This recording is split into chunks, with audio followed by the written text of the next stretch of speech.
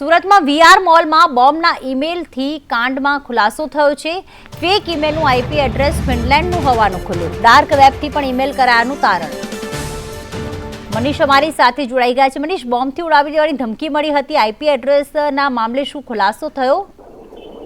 જી બિલકુલ, વાત કરીએ તો 2 દિવસ અગાઉ સુરતના વીઆર મોલને બોમ્બથી ઉડાવી દેવાની ઈમેલ દ્વારા ધમકી આપવામાં આવી હતી અને એમાં લખવામાં આવ્યું હતું કે जितनों को बचा सकते हो उतनों को बचा लो।